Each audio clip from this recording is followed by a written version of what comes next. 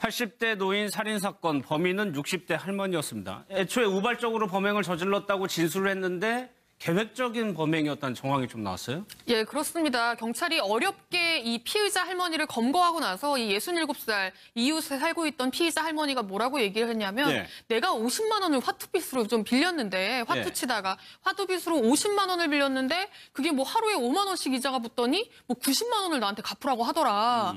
너무 심해서 이거 가지고 말다툼을 하다가 욱해서 예. 어떻게 보면 살인까지 이루어지게 됐다. 그러니까 우발적 범행이었다고 계속 일관적으로 주장을 했는데 예. 경찰이 굉장히 미심쩍으로 본 게 있었습니다. 지금 저 사진을 좀 자세히 보시면 좀 전체 화면으로 보여주시면 이 할머니가 엘리베이터를 타고 그 집에 올라갈 때 네. 모습이 있는데 지금 보시면 저게 손인가요? 손에 목장갑을 끼고 있습니다. 아, 그러니까 그냥 일반적으로 할머니들이 끼는 무슨 그런 패션 장갑도 아니고 지금 목장갑을 끼고 있어요. 예. 그리고 저 가방 안에는 둔기가 들어있거든요.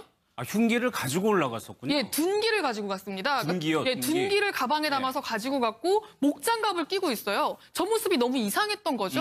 그리고 심지어 우발적으로 살해했다고 하면서 살해하고 밖으로 나올 때 그 가방에 금붙이라든지 그 집에 있던 시계들, 그렇죠. 감나가는 것들 예. 다 가지고 나왔거든요. 그리고 보시면 모자까지, 피해 할머니의 모자까지 쓰고 굉장히 변장을 하고 예. 엘리베이터에 올라갈 때는 그냥 올라갔다가 내려올 때는 2층에서 내려요, 할머니가.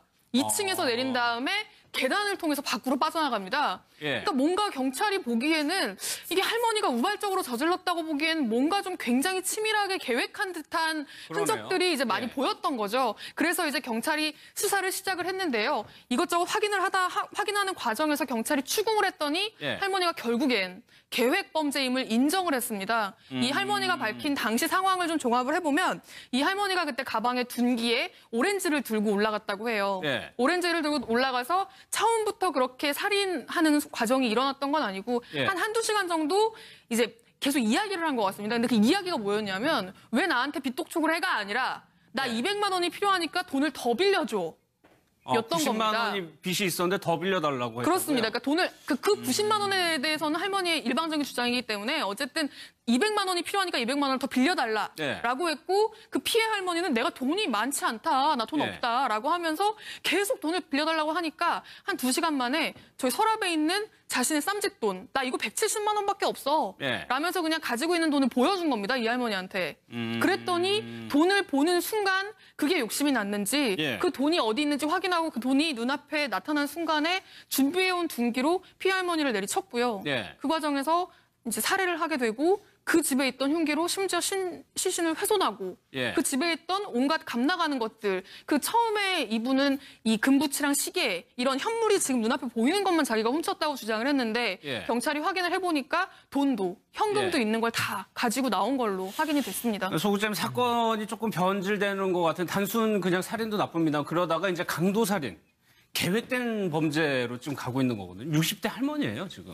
그러니까 지금 보면 거의 이제 강도 살인으로 뭐 굳어졌다라고 봐야 되겠죠. 예. 이 피해자도 보면 굉장히 어렵게 사는 이 기초생활 수급자로 또 확인이 됐어요. 그렇죠. 그러니까 굉장히 어렵게 사는 상황인데 그 수십만 원의 채무 관계를 둘러싸고 결국은 거기서부터 시작이 된 거 아니겠습니까? 이자가 많다, 적다 뭐 이거 가지고 이제 다툼을 하다가 결국 그런 사건까지 벌어진 것이고 이 또 피해 할머니가 평소에 아마 이 돈을 빌려주고 이렇게 할 때 통장의 비밀번호를 이렇게 알려줬던 모양이에요. 지인들한테.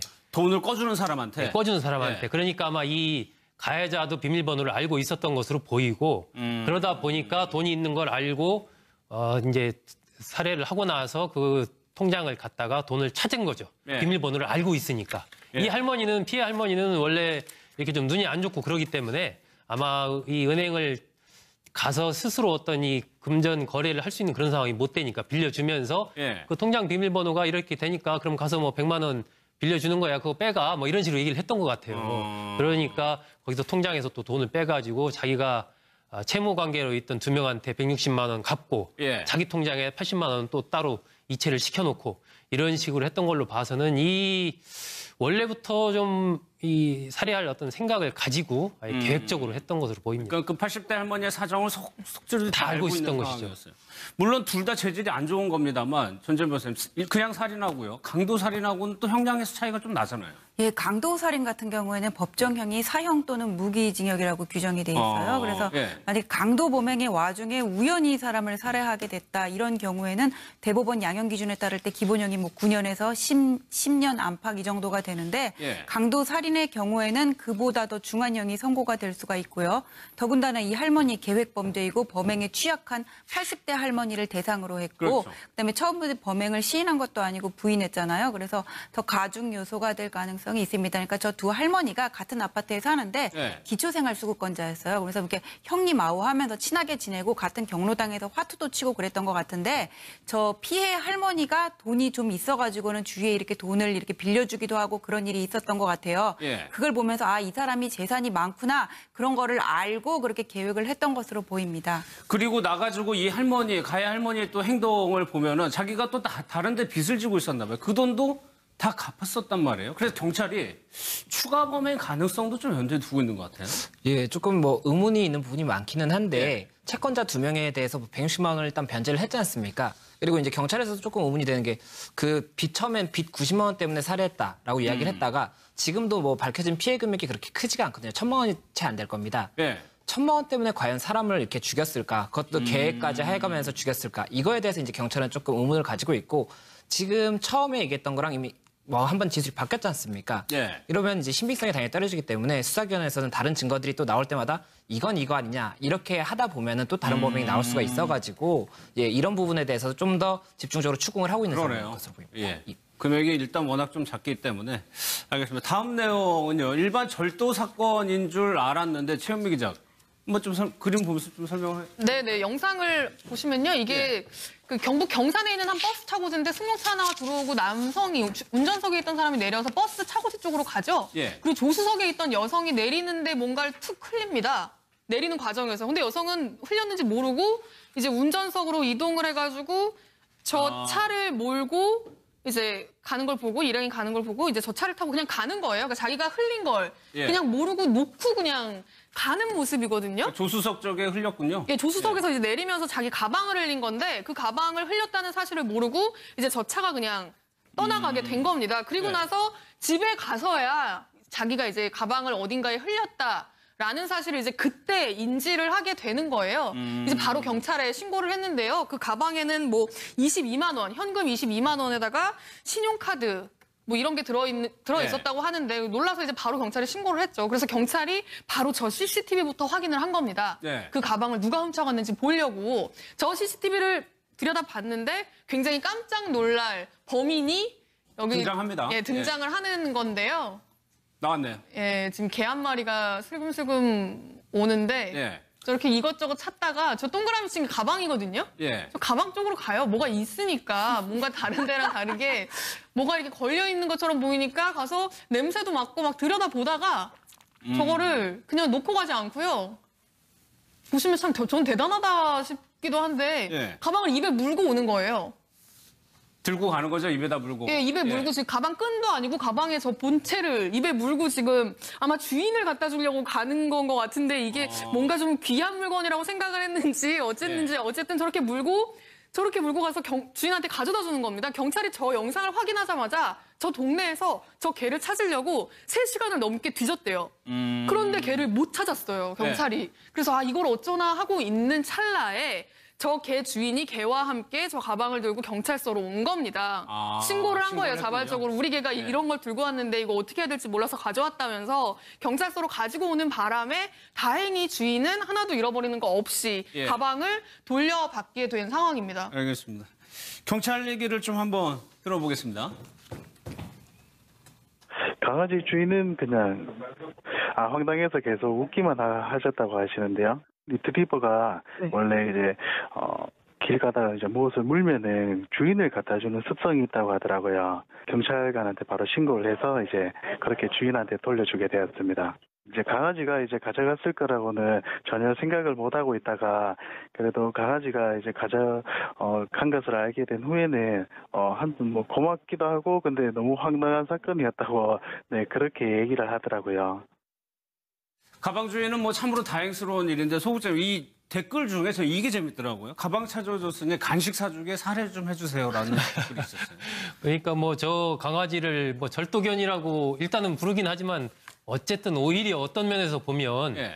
강아지가 저걸 몰고 가서 주인한테 갖다 줬기 때문에 또 어떤 원 주인한테 제대로 돌아갈 수 있었던 그런 부분도 있지 않습니까? 예. 만약에 다른 누가 또 사람이 아마 저걸 봤다면 거기서 보통 현금만 빼고 어디 뭐 쓰레기통에 버리더니 그랬을 수도 있는데 그럴 가능성도 있죠. 강아지가 물고 주인한테 딱 가져갔기 때문에 신고가 된 부분이어서 보통 우리가 뭐 물건 잃어버리면 찾아주면 좀 살해를 하지 않습니까? 네. 그러니까 강아지가 그런 부분이 있으니까 좀 뭐 사료를 사주든지 뭔가 먹을 건 좀 싸줘야 되는 것 아니냐고 네티즌들도 좀 그렇게 애정어린 댓글을 단 것 같습니다. 알겠습니다.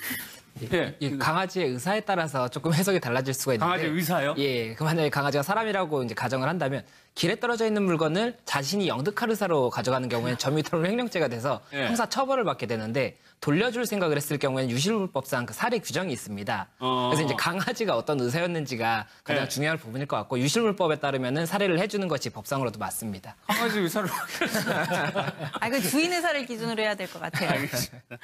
다음에 안희정 전 지사 사건 좀 살펴보겠습니다.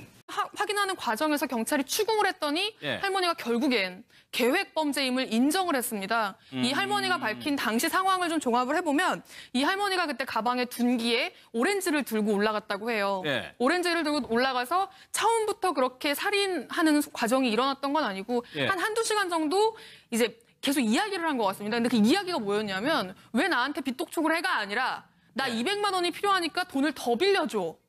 였던 90만 겁니다. 원이 빚이 있었는데 더 빌려달라고 했고요. 그렇습니다. 그러니까 돈을 그 90만 원에 대해서는 할머니의 일방적인 주장이기 때문에 어쨌든 200만 원이 필요하니까 200만 원을 더 빌려달라라고 했고 그 피해 할머니는 내가 돈이 많지 않다. 나 돈 네. 없다라고 하면서 계속 돈을 빌려달라고 하니까 한 2시간 만에 저희 서랍에 있는 자신의 쌈짓돈 나 이거 170만 원밖에 없어 네. 라면서 그냥 가지고 있는 돈을 보여준 겁니다. 이 할머니한테. 그랬더니 돈을 보는 순간 그게 욕심이 났는지 예. 그 돈이 어디 있는지 확인하고 그 돈이 눈앞에 나타난 순간에 준비해온 둔기로 피해 할머니를 내리쳤고요. 예. 그 과정에서 이제 살해를 하게 되고 그 집에 있던 흉기로 심지어 시신을 훼손하고 예. 그 집에 있던 온갖 감나가는 것들 그 처음에 이분은 이 금부치랑 시계 이런 현물이 지금 눈앞에 보이는 것만 자기가 훔쳤다고 주장을 했는데 예. 경찰이 확인을 해보니까 돈도 현금도 예. 있는 걸 다 가지고 나온 걸로 확인이 됐습니다. 소구장님 사건이 조금 변질되는 것 같은 단순 그냥 살인도 나쁩니다. 그러다가 이제 강도살인. 계획된 범죄로 좀 가고 있는 거거든요. 60대 할머니예요, 지금. 그러니까 지금 보면 거의 이제 강도 살인으로 뭐 굳어졌다라고 봐야 되겠죠. 예. 이 피해자도 보면 굉장히 어렵게 사는 이 기초생활 수급자로 또 확인이 됐어요. 그렇죠. 그러니까 굉장히 어렵게 사는 상황인데 그 수십만 원의 채무 관계를 둘러싸고 결국은 거기서부터 시작. 80대 노인 살인 사건 범인은 60대 할머니였습니다. 애초에 우발적으로 범행을 저질렀다고 진술을 했는데 계획적인 범행이었다는 정황이 좀 나왔어요? 예, 그렇습니다. 경찰이 어렵게 이 피의자 할머니를 검거하고 나서 이 67살 이웃에 살고 있던 피의자 할머니가 뭐라고 얘기를 했냐면 예. 내가 50만 원을 화투빚으로 좀 빌렸는데 화투 예. 치다가 화투빚으로 50만 원을 빌렸는데 그게 뭐 하루에 5만 원씩 이자가 붙더니 뭐 90만 원을 나한테 갚으라고 하더라. 너무 심해서 이거 가지고 말다툼을 하다가 욱해서 예. 어떻게 보면 살인까지 이루어지게 됐다. 그러니까 우발적 범행이었다고 계속 일관적으로 주장을 했는데 예. 경찰이 굉장히 미심적으로 본 게 있었습니다. 지금 저 사진을 좀 자세히 보시면 좀 전체 화면으로 보여주시면 이 할머니가 엘리베이터를 타고 그 집에 올라갈 때 네. 모습이 있는데 지금 보시면 저게 손인가요? 손에 목장갑을 끼고 있습니다. 아, 그러니까 그냥 일반적으로 할머니들이 끼는 무슨 그런 패션 장갑도 아니고 지금 목장갑을 끼고 있어요. 예. 그리고 저 가방 안에는 둔기가 들어있거든요. 흉기를 가지고 올라갔었군요. 예, 둔기를 가지고 갔습니다. 둔기요, 예, 둔기. 둔기를 가방에 담아서 가지고 갔고 목장갑을 끼고 있어요. 저 모습이 너무 이상했던 거죠. 그리고 심지어 우발적으로 살해했다고 하면서 살해하고 밖으로 나올 때 그 가방에 금부치라든지 그 집에 있던 시계들, 그랬죠. 감나가는 것들 예. 다 가지고 나왔거든요. 그리고 보시면 모자까지, 피해 할머니의 모자까지 쓰고 굉장히 변장을 하고 예. 엘리베이터에 올라갈 때는 그냥 올라갔다가 내려올 때는 2층에서 내려요, 할머니가. 2층에서 내린 다음에 계단을 통해서 밖으로 빠져나갑니다. 예. 그러니까 뭔가 경찰이 보기에는 이게 할머니가 우발적으로 저질렀다고 보기엔 뭔가 좀 굉장히 치밀하게 계획한 듯한 그러네요. 흔적들이 이제 많이 예. 보였던 거죠. 그래서 이제 경찰이 수사를 시작을 했는데요. 이것저것 확인을 하다요. 조수석 쪽에 흘렸군요. 예, 조수석에서 이제 내리면서 자기 가방을 흘린 건데 그 가방을 흘렸다는 사실을 모르고 이제 저 차가 그냥 떠나가게 된 겁니다. 그리고 네. 나서 집에 가서야 자기가 이제 가방을 어딘가에 흘렸다라는 사실을 이제 그때 인지를 하게 되는 거예요. 이제 바로 경찰에 신고를 했는데요. 그 가방에는 뭐 22만 원, 현금 22만 원에다가 신용카드 뭐 이런 게 들어 있었다고 하는데 놀라서 이제 바로 경찰에 신고를 했죠. 그래서 경찰이 바로 저 CCTV부터 확인을 한 겁니다. 네. 그 가방을 누가 훔쳐갔는지 보려고 저 CCTV를 들여다봤는데 굉장히 깜짝 놀랄 범인이 여기 등장합니다. 예, 등장을 하는 건데요. 나왔네요. 예, 지금 개 한 마리가 슬금슬금 오는데 예. 저렇게 이것저것 찾다가 저 동그라미 친 게 가방이거든요. 예. 저 가방 쪽으로 가요. 뭐가 있으니까 뭔가 다른 데랑 다르게 뭐가 이렇게 걸려 있는 것처럼 보이니까 가서 냄새도 맡고 막 들여다 보다가 저거를 그냥 놓고 가지 않고요. 보시면 참 전 대단하다 싶기도 한데 예. 가방을 입에 물고 오는 거예요. 들고 가는 거죠, 입에다 물고. 예, 입에 물고 지금 가방 끈도 아니고 가방에 저 본체를 입에 물고 지금 아마 주인을 갖다 주려고 가는 건 것 같은데 이게 뭔가 좀 귀한 물건이라고 생각을 했는지 어쨌는지 어쨌든 저렇게 물고 가서 주인한테 가져다 주는 겁니다. 경찰이 저 영상을 확인하자마자 저 동네에서 저 개를 찾으려고 3시간을 넘게 뒤졌대요. 그런데 개를 못 찾았어요, 경찰이. 그래서 이걸 어쩌나 하고 있는 찰나에 저 개 주인이 개와 함께 저 가방을 들고 경찰서로 온 겁니다.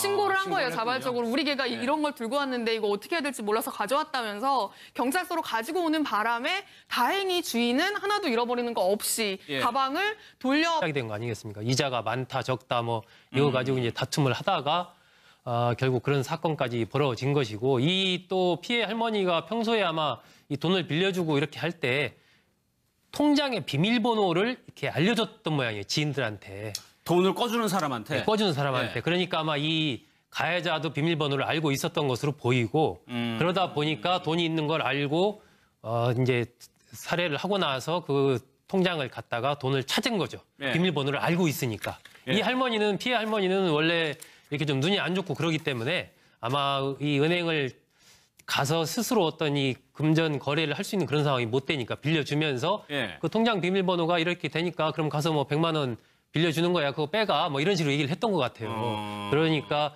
거기서 통장에서 또 돈을 빼가지고 자기가 채무 관계로 있던 2명한테 160만 원 갚고 자기 통장에 80만 원 또 따로 이체를 시켜놓고 이런 식으로 했던 걸로 봐서는 이 원래부터 좀 이 살해할 어떤 생각을 가지고 계획적으로 했던 것으로 보입니다. 그러니까 그 80대 할머니의 사정을 속절이 다 알고 있었던 있는 것이죠. 상황이었어요. 물론 둘 다 재질이 안 좋은 겁니다만 전전 변호사님 그냥 살인하고요. 강도 살인하고는 또 형량에서 차이가 좀 나잖아요. 예, 강도살인 같은 경우에는 법정형이 사형 또는 무기징역이라고 규정이 돼 있어요. 그래서 만약 강도 범행의 와중에 우연히 사람을 살해하게 됐다 이런 경우에는 대법원 양형 기준에 따를 때 기본형이 뭐 9년에서 10년 안팎 이 정도가 되는데 강도 살인의 경우에는 그보다 더 중한형이 선고가 될 수가 있고요. 더군다나 이 할머니 계획 범죄이고 범행에 취약한 80대 할머니를 대상으로 했고 그다음에 처음부터 범행을 시인한 것도 아니고 부인했잖아요. 그래서 더 가중 요소가 될 가능성이 있습니다. 그러니까 저 두 할머니가 같은 아파트에 사는데 기초생활수급권자였어요. 그래서 이렇게 형님 아우하면서 친하게 지내고 같은 경로당에서 화투도 치고 그랬던 것 같은데 저 피해 할머니가 돈이 좀 있어가지고는 주위에 이렇게 돈을 이렇게 빌려주기도 하고 그런 일이 있었던 것 같아요. 그걸 보면서 이 사람이 재산이 많구나 그런 거를 알고 그렇게 계획을 했던 것으로 보입니다. 그리고 나가지고 이 할머니, 가해 할머니의 또 행동을 보면은 자기가 또 다른 데 빚을 지고 있었나 봐요. 그 돈도 다 갚았었단 말이에요. 그래서 경찰이 추가 범행 가능성도 좀 연대에 두고 있는 것 같아요. 예, 조금 뭐 의문이 있는 부분이 많기는 한데 채권자 2명에 대해서 160만 원을 일단 변제를 했지 않습니까? 그리고 이제 경찰에서도 조금 의문이 되는 게 그 처음엔 빚 90만 원 때문에 살해했다라고 이야기를 했다가 지금도 뭐 밝혀진 피해 금액이 그렇게 크지가 않거든요. 1,000만 원이 채 안 될 겁니다. 1,000만 원 때문에 과연 사람을 이렇게 죽였을까? 그것도 계획까지 해가면서 죽였을까? 이거에 대해서 이제 경찰은 조금 의문을 가지고 있고 지금 처음에 얘기했던 거랑 이미 뭐 한번 진술이 바뀌었지 않습니까? 예. 이러면 이제 신빙성이 당연히 떨어지기 때문에 수사기관에서는 다른 증거들이 또 나올 때마다 이건 이거 아니냐 이렇게 하다 보면은 또 다른 범행이 나올 수가 있어가지고 예, 이런 부분에 대해서 좀 더 집중적으로 추궁을 하고 있는 상황인 것으로 보입니다. 예. 금액이 일단 워낙 좀 작기 때문에 알겠습니다. 다음 내용은요. 일반 절도 사건인 줄 알았는데 최현미 기자 한번 좀 그림 보면서 좀 설명을 해. 네네, 영상을 보시면요. 이게 그 경북 경산에 있는 한 버스 차고지인데 승용차 하나가 들어오고 남성이 운전석에 있던 사람이 내려서 버스 차고지 쪽으로 가죠. 예. 그리고 조수석에 있던 여성이 내리는데 뭔가를 툭 흘립니다. 내리는 과정에서. 근데 여성은 흘렸는지 모르고 이제 운전석으로 이동을 해가지고 저 차를 몰고 이제 가는 걸 보고 일행이 가는 걸 보고 이제 저 차를 타고 그냥 가는 거예요. 그러니까 자기가 흘린 걸 예. 그냥 모르고 놓고 그냥 가는 모습이거든요.